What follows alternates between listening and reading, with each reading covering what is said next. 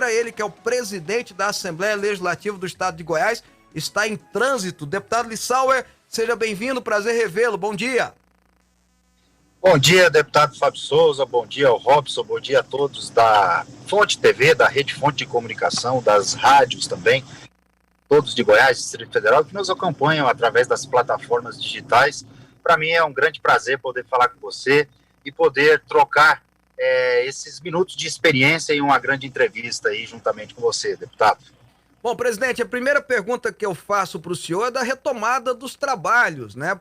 Vocês, a Assembleia oficialmente retoma agora, né? Na semana que vem, se eu não me engano, me corrija se eu estiver enganado, mas já estão trabalhando desde o começo do ano, né? Como é que andam esses trabalhos na Assembleia? Olha, os trabalhos, eles não pararam. Nós fomos até vésperas de Natal votando matérias, PECs e algumas matérias de interesse de deputados e também do governo, lógico, até mesmo matérias de ajustes aí no final do ano por conta da dívida que o Estado tem com a União e essa suspensão que existe lá, uma liminar do ministro Gilmar Mendes, exigiu algumas matérias polêmicas que nós votamos. Agora, no começo do ano, nós convocamos a Assembleia novamente no meio do mês de janeiro para votarmos a lei orçamentária anual, que era para ter votado no final do ano passado, mas por conta de uma mudança dentro da Secretaria da Economia na previsão orçamentária, nós deixamos para janeiro, e essa semana, na terça e na quarta, antes de ontem e ontem, votamos também a suspensão do feriado de carnaval, a pedido do governo. Então, na semana que vem, nós não teremos feriado, nós teremos trabalhos normais. Na segunda-feira, dia 15, a gente voltará aos trabalhos com a sessão solene de instalação do segundo biênio aí da 19ª legislatura, e a partir de terça, sessões normais, ordinárias, no plenário da Assembleia. Então, o trabalho tem uma perspectiva muito grande de nós podermos retomar o ano de 2021. Eu tinha uma expectativa e uma esperança de nós podermos retomar o trabalho presencial 100%. Infelizmente, a pandemia continua aí, nós estamos tendo muitos problemas ainda, e o aumento de casos tem preocupado a todos nós, então nós vamos fazer no sistema híbrido. Lembrando, deputado Fábio, que a Assembleia Legislativa foi a primeira Assembleia do país a instalar as sessões remotas, lá no dia 25 de março do ano passado, e nós fomos o segundo parlamento do país, apenas o Senado Federal que fez a sessão remota antes de nós. Então, mesmo na pandemia, nós buscamos nos inovar, nos reinventar para nós podermos atender às ações do governo e às necessidades da população em momento de crise. Bom, presidente, quais são os projetos prioritários na visão do senhor daqui para frente que os deputados e a própria casa, a própria Assembleia Legislativa vai ter que encarar na visão do senhor como condutor desses projetos? Eu vejo, deputado, que nós, ao longo do ano de 2019 e também do ano de 2020, as matérias de ajuste fiscal do Estado, onde necessitavam de maioria dos votos, como, por exemplo, PEC, e também matérias que tinham uma certa polêmica, nós conseguimos ajustá-las em 2019 e 2020, até mesmo para o Estado poder entrar num plano de recuperação fiscal. Esse plano de recuperação fiscal hoje, todas as matérias que nós aprovamos, o Estado tem condição, inclusive já fez o pedido à Secretaria do Tesouro Nacional para poder entrar nesse plano de recuperação fiscal, conseguir melhorar o seu crédito no governo federal e buscar recursos do governo federal até mesmo para investimentos. Mas temos outras matérias que serão importantes à votação e as votações neste ano. Matérias como ajustes na área da saúde, da educação, que sempre são ações prioritárias. O governo do Estado vai investir também na questão de moradias, então com certeza passará pela Assembleia Legislativa novos programas habitacionais através do governo do Estado para poder ser executado pela GEAB. Temos também planejamentos aí que o governo deve fazer em investimentos de infraestrutura. Então todas essas matérias são prioritárias. Eu acho que os ajustes que foram feitos, eles são e foram polêmicos em algum momento, mas foram necessários para nós podermos trabalhar a situação fiscal do Estado. E agora nós temos que focar aí em investimentos, em melhorias para a população, área social e também as áreas de investimentos de infraestrutura. Espero que essa seja a pauta nos próximos meses e durante todo esse ano de 2021. Trazendo o Robson para a entrevista. Presidente Lissau, seja bem-vindo aqui ao programa Fábio Souza com você. Presidente, até aproveitando que o senhor está falando sobre essa questão fiscal do estado de Goiás, como é que está o nosso estado nessa questão de fiscal, né? Tá tudo certo com os caixas, dá para ter continuidade em projetos que vão beneficiar de grande maneira aí os goianos? Robson, não podemos falar que o estado está numa situação confortável. Eu posso afirmar a você, pelo que a gente tem acompanhado ao longo desses 2 anos que eu estou à frente da presidência da Assembleia, que a situação é muito melhor do que quando se encontrava em 2019. Você veja que no ano de 2019 o estado estava com 1 mês e meio de folha atrasada, metade do mês de novembro e também o mês de dezembro integral, mais de 10 meses de atraso no repasse das vinculações constitucionais com as prefeituras na área da saúde, atraso no transporte escolar para as prefeituras, atraso na merenda escolar, dentre outros problemas que tinham. Hoje, o Estado conseguiu colocar a grande maioria desses atrasos e problemas em dia, pagou às prefeituras a questão do transporte também da merenda escolar, está acertando com as prefeituras o atraso nos repasses da saúde, pagou e quitou a folha salarial e continua quitando em dia a folha salarial dos seus servidores, mas isso tudo não foi fácil, foram ajustes que foram feitos, foram medidas duras que tiveram que ser tomadas. Se você me perguntar, o Estado está reequilibrado economicamente? Eu vou te responder que ainda não, mas que nós estamos no caminho certo, que as coisas estão acontecendo, que as matérias que nós aprovamos durante esses 2 anos, elas foram extremamente importantes para o Estado de Goiás fazer o dever de casa e hoje poder buscar no governo federal, por exemplo, um plano de equilíbrio fiscal e até mesmo alguns empréstimos com juros mais baixos. O que é o grande problema nosso hoje? O deputado Fábio Souza sabe disso, acompanhou e tem acompanhado a gestão pública do Estado de Goiás. Nós vivemos hoje sob liminar. Nós temos uma dívida que ela gera em torno de 300 milhões de reais por mês, que os juros são muito altos.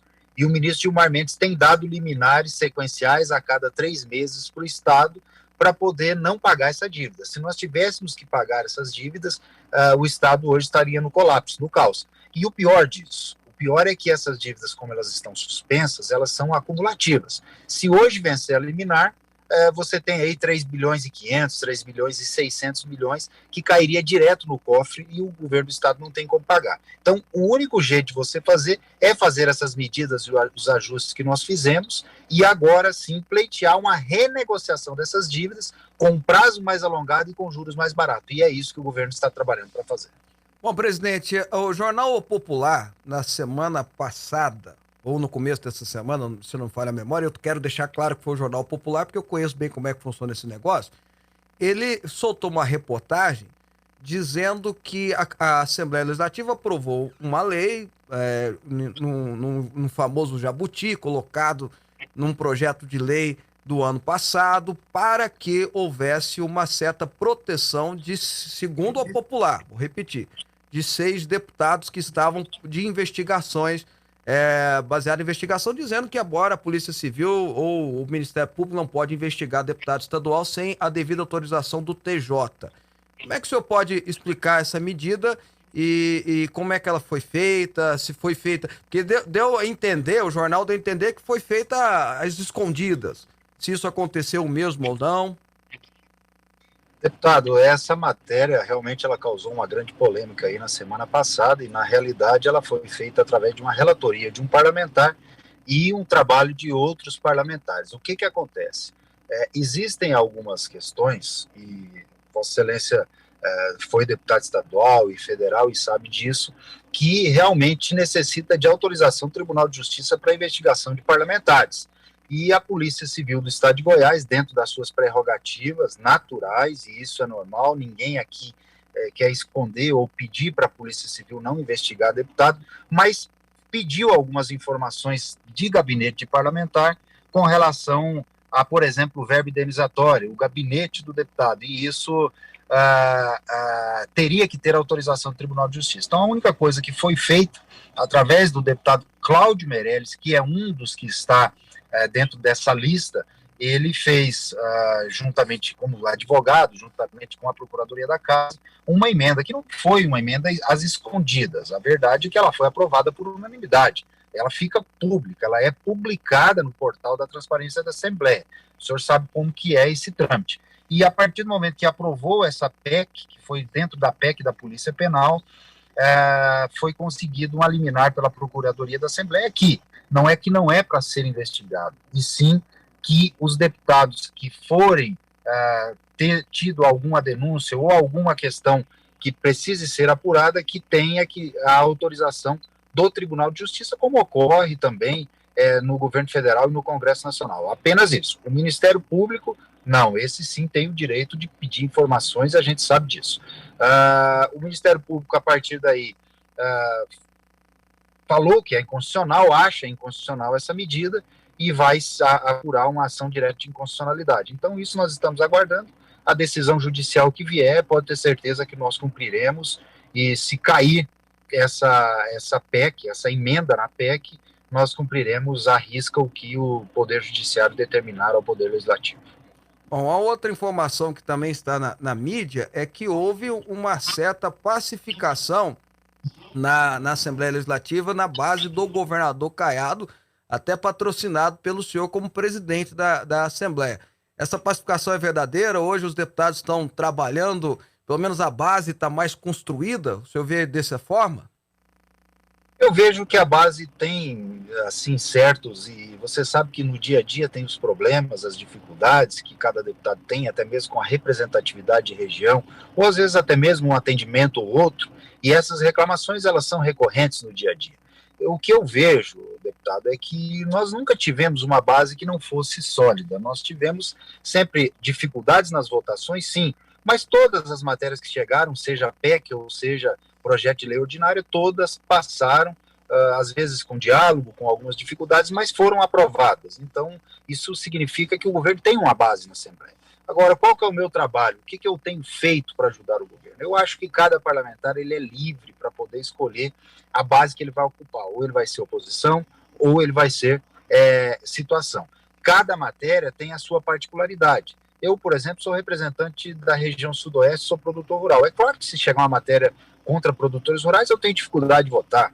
Tem parlamentares que é representante da segurança pública, outra é da educação, outra é de algum segmento da sociedade. Então, isso é natural você, cada matéria, ter as discussões e saber com quem contar. Por exemplo, essa última PEC que nós votamos no final do ano, eu consegui 3 votos de deputados que eram improváveis, se você fosse analisar, votar, que é o deputado Hélio Souza, do PSDB, o deputado Thales Barreto, também do PSDB, e o deputado Henrique Arantes, do MDB. Os 3 votaram por entender que a matéria era importante e que salvava e ajudava o Estado a prorrogar essa liminar que suspende as dívidas. Então, cada matéria é um caso. Agora, eu acho que esse ano, virado o ano, nós temos aí um ano pré-eleitoral em 2022, tem tudo para o governo ter uma pacificação na base, nós compormos agora as novas comissões do próximo biênio com uma maioria maior para o governo, com mais ou menos 7 ou 8 parlamentares da base do governo, e o governo conseguir atingir aí seus 25, 26 ou até mesmo